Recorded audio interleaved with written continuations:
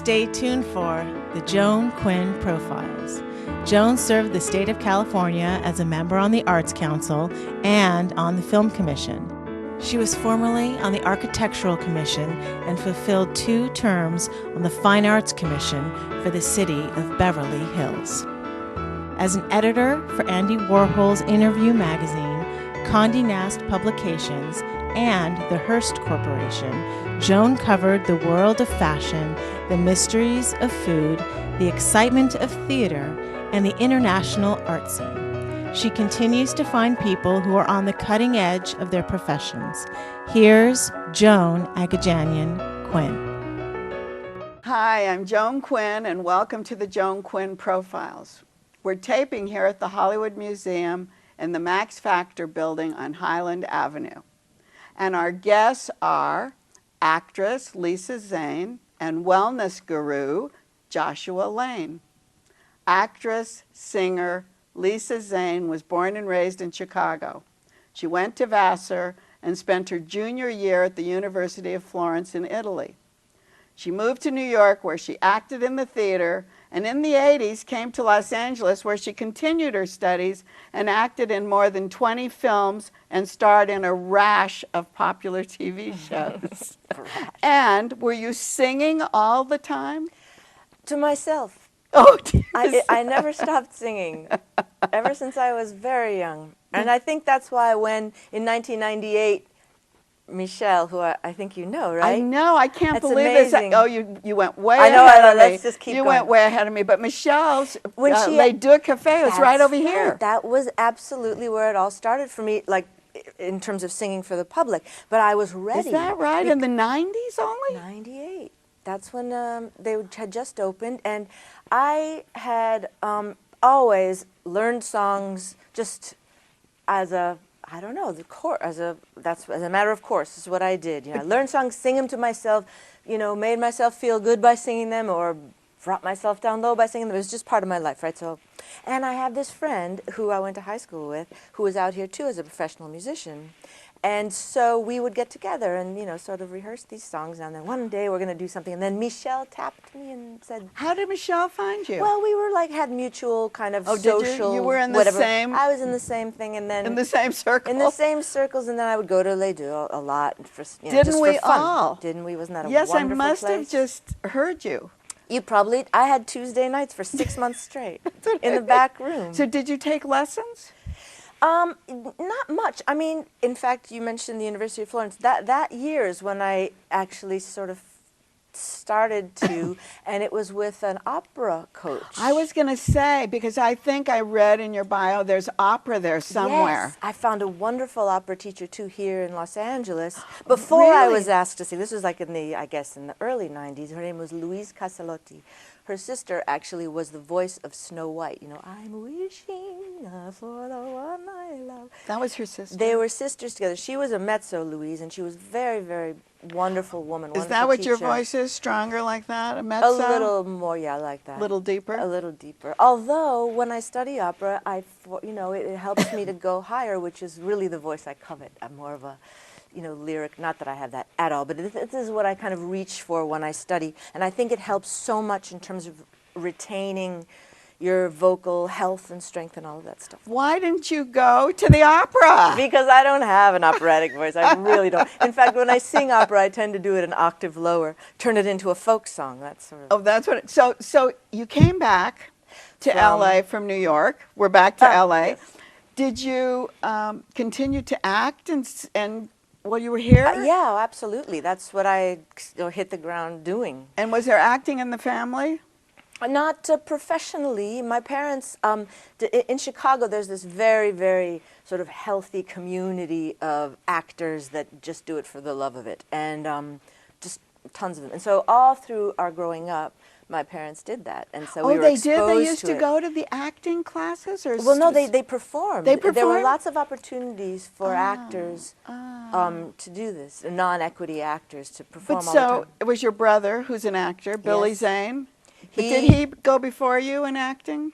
No, it kind of happened at the same time. You know, he came out here right after high school, and I came out here right after college, and it kind of coincided. So you were more interested in music. He was more interested in art, wasn't he? Kind of painting? No, that came late to him, Oh, that too. came late too, but I mean, In the it's same like, in the same way, yes. In terms of like our extracurricular yes. things, yeah. He was always drawing and painting, and Because I was always singing and warbling. And yeah, now we've I've seen him at the art galleries. Yes, a lot. Yes. So later in our lives, we, those sort of avocations came to be vocations. Okay, so you're singing, you're at Michelle's, you've got a CD, but you took improv from Paul Sills. Did that Yes. help you in any way? Oh, it was the best. Whenever young actors say, what should I do? What should I study? I say improv.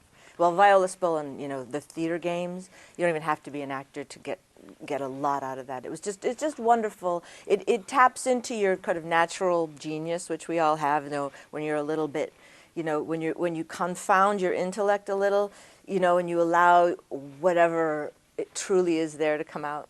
It's an awkward way of saying it, but I just think improv is very powerful. Is it easy? Is it hard? It's easy if you give yourself over to it. It's very easy. There's no wrong. But you had professional acting classes. Yes. And this is professional too in a way, but a different way, right? No, in school, I was a drama major, so and I didn't take many acting classes. Oh, you didn't? Not really, just improv, honestly. Really? Mm-hmm. And then there was Tim Robbins had this. Right. Remember the Actors Gang? He still has it. I loved that too. It was a commedia dell'arte style of improv, which was very broad, which appealed to me very much. And so I don't know. And he was directing some of them. At the time he was. There were a lot of amazing And comedy actors. dell'arte takes you back to Florence, maybe. It does, yes, Does it? very much so. Italy, absolutely. Do you speak Italian? Yeah, because that's why I went. I wanted to learn Italian. And in fact, there's an Italian song, partially, on my new record. Let's talk about that. The new CD is Val d'Amore. Yes, Valley of Love. What is it? Valley of Love. Valley of Love. Yeah. And who are the instrumentalists on it? Because there's one violin player who's Lily fantastic. Hayden. She's marvelous. Lily Hayden. Yes, I've known her for a long time, socially and Is she whatnot. part of the Hayden girls, or is she the other Hayden? She's the other Hayden. She's Lois the Weinstock's daughter, I believe. Oh, is she? Mm-hmm. Oh, I know Lois Weinstock. I'm Is that who sure. it is? I believe so. Well, Lily Hayden did the music for a play that just opened. It was a play down in the theater district here on Santa Monica, and she played the violin. Live? Yes. Oh, so the exciting. 2 nights she played the violin, then she recorded it. It's so exciting. But it's so exciting, and then so she's on your track. Mm-hmm. Who else is on it? Omar Torres, great flamenco guitar player, who I've also worked with quite a lot. He's terrific. Carlitos Del Puerto, who's a fantastic bass player from Cuba. His father was also very famous in Cuba, bass player. Andy Chuckerman, who's the gentleman I mentioned who I went to high school with, who's my pianist and great friend. I brought him in for a couple of tracks. So did you bring everybody in together? Is it No, not. It was a bit more piecemeal than that. What It was more about like a studio. what about the lyrics? You wrote them. Except for the foreign songs, of course. Well, that's what I'm going to ask you about. Do you sing in another language? I do. The first track is the famous Ne me quitte pas, If You Go Away, which I sing in English and French, which I love, love, love that song. I just, I'm so glad to be able to have actually recorded it, and it exists forever now. And it's accompanied just by Omar and I. Oh, so with an accordion too. With the accordion? Yeah. And in the second half. Oh, very It's really Edith Piaf kind of. No? Kind of, yeah, sure, With of course. It's French. It's French. Is it sad? Oh, it's a heartbreaker. It's the best torch song ever, and I'm all about torch singing. So where did you record? We recorded in the valley and in the valley. It seems at different places. Do you have a favorite song? And what inspired Val d'Amore? Well, it was the name of the apartment building I was living in at the time. It was? And I was like, this is a beautiful, name for something. And then I thought Valley of Love, and then I looked at my collection of 10 songs, and I thought these are really all songs about love. Not necessarily love songs, but they really all are about various aspects of love. And I thought, if I'm not going to call it love, which I ought to have, Valley of Love, and then Valdemar, a little French. Thought it was nice. Very nice. Yeah. Very nice. I guess the song I'm sort of most sort of. I'm going to ask you what your favorite one was. Yeah, the one I like a lot because it's a quirky one and it's interesting, kind of a hybrid song. It's the one that has a partial Italian song to it, which is a very old song from Naples, from Napoli, called A Serenata il Pulcinello. And it's like a sweet 1920s style love song, like you can picture the man under the balustrade singing to, serenading. And then I wrote a sort of rock dirge to connect to it. So you have like a past and present, a sort of the past offering balm to the present kind of. And do you close your eyes and write? Do you close your eyes and think of your trips to Naples or your trips to Florence or all of what you were doing? Yeah, all of the above. You get into the zone in many different ways, So when you went back to New York from here, after you were with Michelle Lemay, you sang at Joe's Pub in the cutting room. So you were like a singer. I was a singer, yeah. It really Not happened. an actress anymore. No, I really veered off into singing in a big way. I loved it so much, and people seemed to really like it too, because the foreign thing was my thing. Like before I started writing songs, I really was getting into doing these multilingual shows, and people just liked it. And so then I started to write and kind of combine the two in a way. And you wrote that play, a one-woman show, Bars, which put acting and singing together. What was it called? Bars, The Girl on the Piano. There you are. I was living in Paris for about 5 years before I came back here for years. And while I was there, my friend Andy again said, "Hey, listen, we can do this. We can do this show. Anything you want. They want you." I was sort of commissioned to do a show about music, my music. So it took me a long time to think about what kind of a theater piece I could turn my show into, my concerts into. And I was rehearsing a show in a nightclub that afternoon in Paris, and I was talking to the bartender owner, and he said, "Yeah, we just did this documentary about why people like to go to bars." Oh, and I was like, that's it. That's it. That's where I sing. I sing in bar. I'm a saloon singer. I really am. And what is it about people who sing? So I thought the history of saloon singing. What is it about bars that people love so much? And it's such a fantastic, deep subject. So it opened everything up for you to write it, to sing it, to be a part of it. That's it. I thought it was a really, really cool, rich idea, and I continue to work on it, and I want to remount it, and I want to go deeper, and I just feel like it can be so many.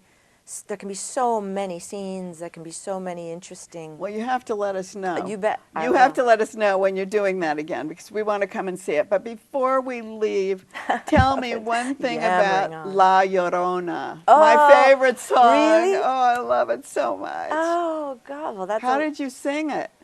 I sang it pretty traditionally, Because it's a strong song. Yes, it is. It's a real strong song. It's a real belter in a way, and you have the deep voice for it. Yeah, absolutely. Yes, it's a folky thing, like. Say it for me. What? Sing it. Just say the. La Llorona. Non sé si el corazón peca, llorona, en gara de Llorona, Llorona. Yeah.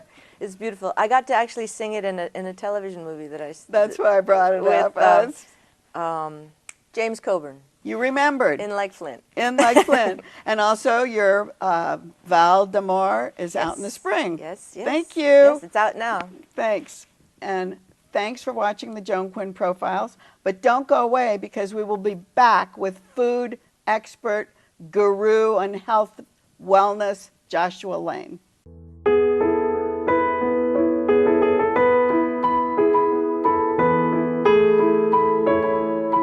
Hi, I'm Joan Quinn, and welcome back to the Joan Quinn Profiles.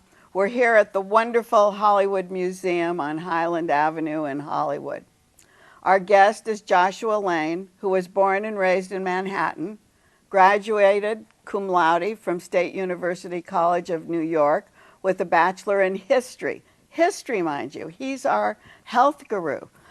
He's the host of Here's to Your Health Wellness, a show on the radio, and he's a former nutrition professor at Broward Community College in Florida. So after graduating from the university, you went to work with Dr. Ann Wigmore in Boston. Right. Was that a really radical idea that she had? In retrospect, it was radical. At the time, I was very young. I'd been reading books on nutrition since my high school years, and they made perfect sense to me. Let me say how I started out.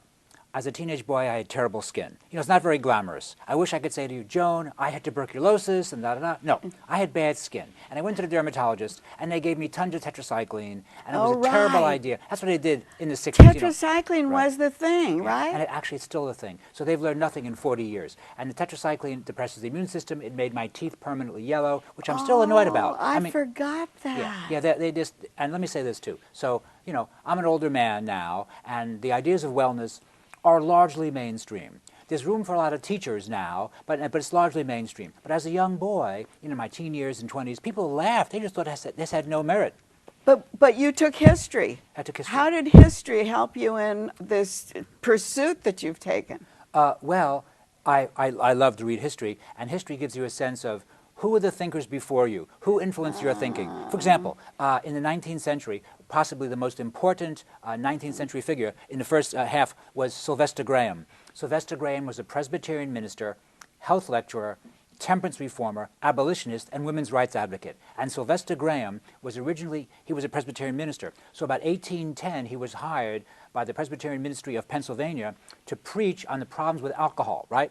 So not only did he talk about alcohol being spiritually bad, because there was a big problem with alcoholism in the early part There was, of what those year years. was that? You know, Was this 1810, 1820, Okay. 1800, you know, before the Civil War. Right. And so Sylvester Graham not only said alcohol is spiritually bad, that's what the preachers were preaching, but he said, no, it's physically bad. Now that's actually pretty radical because no one else, as far as I know in print, said alcohol is physically bad. Could know what it was to your body, right? They didn't know how it was affecting No, it. But he said it was Dr. bad. Wigmore, let's go back to her. What were her ideas? Ann Wigmore had a center in Boston on Exeter Street in the Back Bay section, and Ann talked about raw foods, sprouting, and the use of chlorophyll-rich foods. She promoted wheatgrass, but all sorts of chlorophyll-rich foods.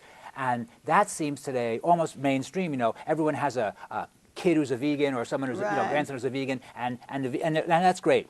But when Ann was doing it, it was considered really, really out there. And she authored a couple of books. Yeah, Be Your Own Doctor was a very popular book by Dr. Ann Wigmore, and also another book called Why Suffer. Those were probably her two big books, and she was very influential. Now we forget because there's a juice bar everywhere, and there's Erewhon, and there's Whole Foods. But at the time, people thought, oh, eating carefully, what does that mean? You know, they were very dismissive of the subject. Especially raw food. That was not de rigueur at that time. No, raw food, it was like, you know, 10 guys doing raw foods. It was really kind of a joke, really. But really raw food. Yeah. I mean, we would eat raw celery and carrots and that kind of thing we would call raw food. But these were full meals, right? Yeah, let me say this, too, about Ann Wigmore.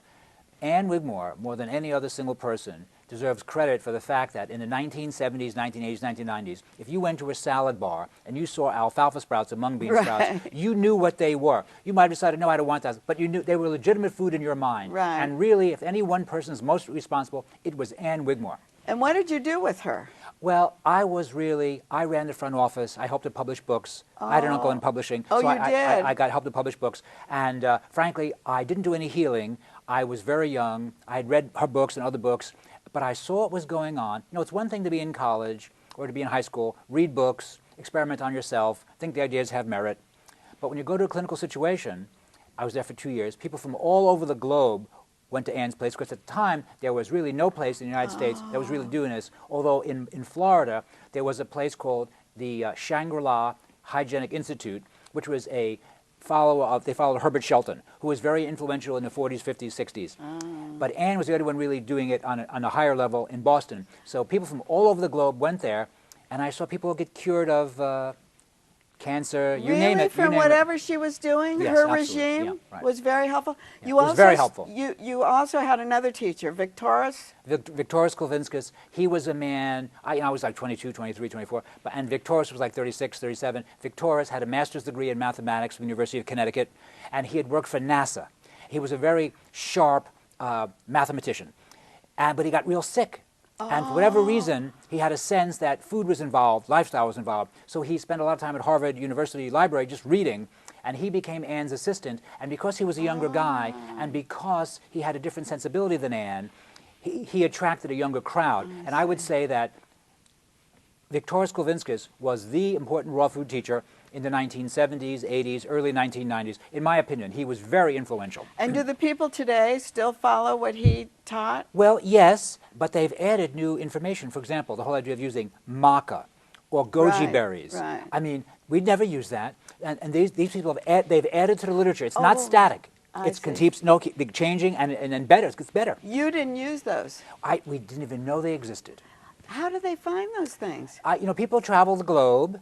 And, no, I'm not making a joke. Really? Yeah, and one guy says, "Oh my goodness, here we are in Peru, and we try maca, and suddenly they bring it, and people think this works for me too." So that one guy sometimes literally makes a difference. You mentioned Florida. You opened a store in Florida then. I did. Eventually. What was it? I spent 2 years working for Anne and Viktoras, and then I was young. I thought, okay, I had enough. And now I went to Florida, opened my first health food store, and there weren't that many around. And I knew nothing about business, but I thought, I know this subject. Wellness is what I do. Food is a healing tool.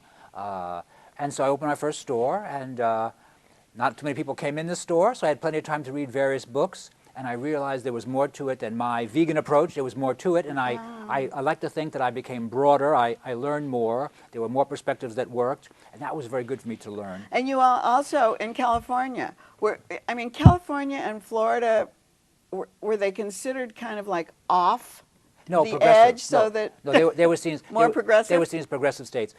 Florida is always, because the climate is lovely. People play tennis. It's the yachting capital of the world. They swim, so people are physically fit there. They're into wellness. It's a strong area, Dade, Broward, Palm Beach County. And California, of course, was always a very important place. And if I could say this about Anne, to place her historically, on the West Coast we have Esalen Institute. And Esalen, of course, achieves a certain historical significance because of the many ideas they promoted. Many of those ideas, which were seen as radical, are now mainstream. That's what you said. Right. But you taught nutrition. I did. Was it the same then when you were teaching it as now? I mean, is health food and natural food the same thing? Well, we know more now. We know more now. I mean, we had certain basic ideas. Don't eat processed sugar, don't eat processed flour, avoid chemicals and preservatives, things we all take for granted now, and no one would really argue that's foolishness. So give us a daily or a weekly good eating habit. Okay, so let's say, Joan, you are a successful business person and you don't want to feel like spending a lot of time cooking, but you want to be powerful. Okay, so let's say for breakfast you have 2 soft-boiled eggs. So a large egg is 6 grams of protein. You have two eggs for breakfast, you're getting 12 grams of protein, maybe a cup of green tea. Is that good? That's all. Yes, it's great. I love it. That's all you need. I love soft-boiled eggs. Yeah, soft-boiled eggs are great food. Now, a lot of people say, oh, no, wait. I have a problem with high cholesterol. Okay, eggs contain cholesterol. They don't raise our cholesterol. They're not a risk factor for high cholesterol. Is that right? No, they're great food. Good to hear. Yeah. Okay, go on. Then what am I going to do? And so the risk factors for high cholesterol, by the way, would be processed sugar, coffee, alcohol, and tobacco. Ooh, coffee. Yeah. So let's say, Joan. No alcohol, no coffee, no sugar. Right. But and tobacco. And tobacco. None of that. Those are risk factors. But I do coffee. Okay, so let's say you drink 1 cup a day, right? And all your friends and colleagues, they drink 2 or 3. So you think, well, I drink 1. Right. That's pretty moderate. Okay, so that means you, Joan, as a healthy woman, are drinking 30 cups of coffee a month. Right? Right. And maybe even doing that for 10 or 20 or 30 years, right? Okay, right. So let's say we test your blood. We test your blood today, right? We test your blood today, and we see what your cholesterol, triglycerides, and blood pressure are. And then you stop drinking coffee. That's the only lifestyle change you make. That's the only change you make. Okay. You don't add fiber, no more exercise, no vitamin C, forget it. None of that. Okay, here's the guarantee, Joan. In 16 weeks, your cholesterol, triglycerides, and blood pressure would fall fully 10%, possibly as much as 15% down to a normal range. That's very significant because the statin drugs they force on us won't usually bring it down more than 15%, and statin drugs have terrible side effects. Right. So food as a healing tool is something we now know, okay, that has merit. What people need, though, they need educators, because it's like any subject. You need to read and study and experiment and realize these ideas work. It's like learning to drive the car. Very simple after you learn how to drive the car. Right. But so then for dinner, what am I Okay, going to so have? let's say for breakfast you had 2 eggs, so you Right, had 12 grams of protein. lunch. Let's say for lunch you have a little piece of chicken, and with a little piece of chicken you have a baked sweet potato, baked potato, brown rice, baked squash. Okay, so you're getting protein and complex carbs. Once again, protein keeps your blood sugar stable. I don't have to eat raw. You're not making No, me you don't eat have raw to. food. No, raw food, if you want to, that's a choice. You could eat some raw foods with that, but there's no reason to be just raw. I see. So you're No. not making. What do you believe in exercise? Oh, sure. Exercise is terribly important.